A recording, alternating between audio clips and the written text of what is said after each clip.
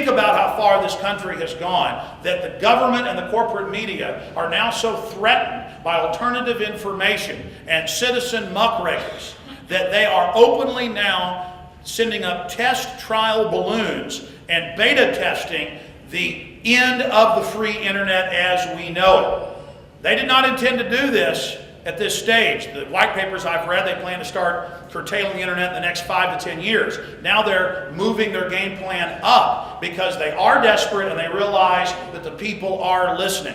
And it's happening because so many wonderfully prominent people have gone public for 9/11 Truth. Former German Defense Minister Andres von Bülow, with the number 3 in the current Japanese government's 9/11 Truther. I've interviewed him multiple times. He goes into the Diet and plays videos of Building 7 collapsing in their Congress, in their parliament.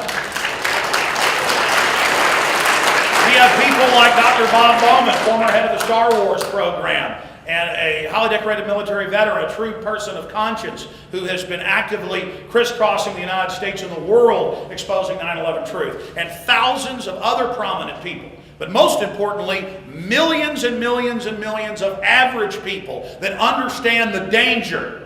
If a criminal group can kill 3,000 of us in broad daylight and suspend the laws of physics and sell this to the people and launch illegal wars and kill over 1 million Iraqis and lie about WMDs in a premeditated fashion, none of us are safe, because this same system is still in control, whether we have George Bush, Barack Obama, or somebody like Rick Perry in 3 years in the White House.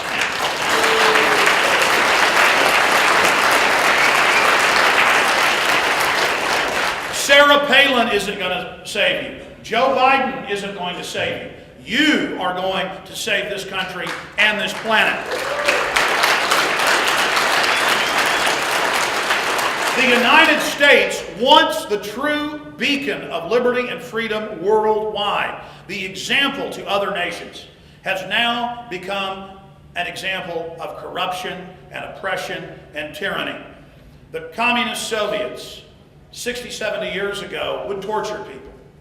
They would torture people's children. They would force confessions. But they never publicly admitted it and tried to sell it to their population as a good thing. The Nazis tortured and murdered people en masse. They tortured people's wives and children in front of them to get false confessions. But they never publicly admitted it, even in their kangaroo courts. Only the arrogant social engineers that run this nation, people like John Yoo, people like Alberto Gonzales, people like Barack Obama, who is continuing and expanding rendition and secret arrest and secret black sites all over the world. They are the only ones who in history have said that torturing children is a good thing. They are attempting to literally twist the minds of the people, to baptize us in pure black-hearted murder and corruption, so that this entire system of Northcom, Homeland Security oppression, that we were sold as a bill of goods, just like Hitler. Oh, it's for a minority. It's for people that wear turbans. It's for people thousands of miles away in a cave. But when we got the Homeland Security and PNAC documents last year from law enforcement, it showed us what we already knew, but proved it.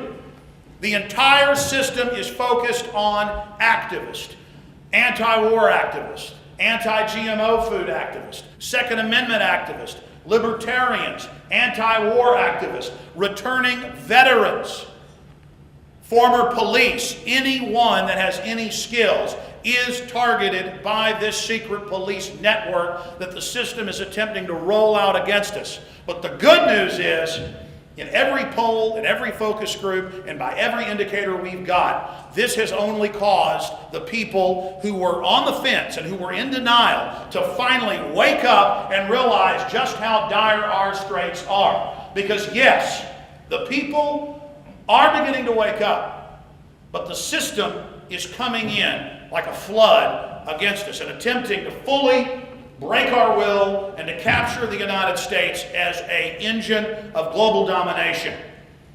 And for anyone who studied history, when you have an empire, a regional empire or a global empire, take Rome 2,000 years ago, the most oppressed people in that system are those living in the heart of the empire.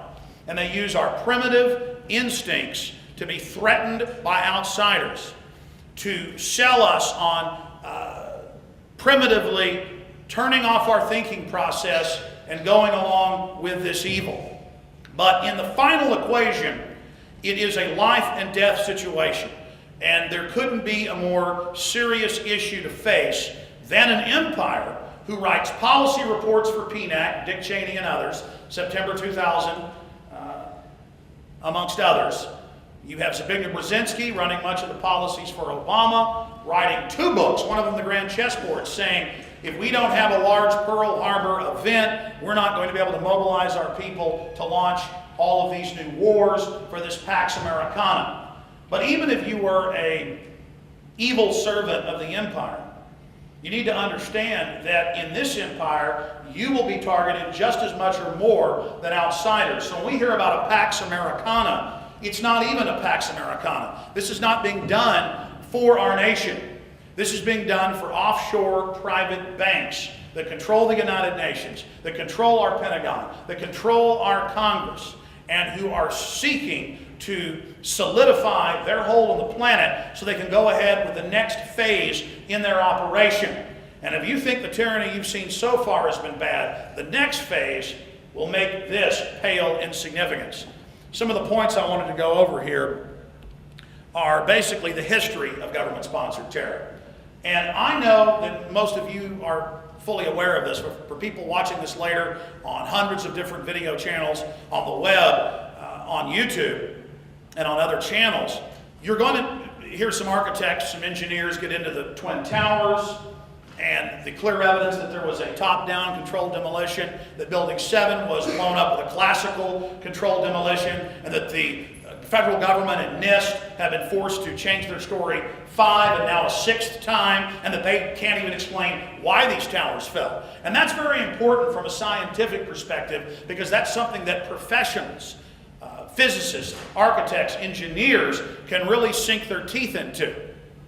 But there's other areas of evidence that I wanted to speak about today, and that is the absolute 100% fact that throughout history, governments have staged terror time and time again. And for viewers watching out there on the internet later, I want to challenge you to go read mainline history books on Rome, which was the model of imperial control when Rome collapsed in 410, throughout the Dark Ages, and then even into the modern Enlightenment and where we are today.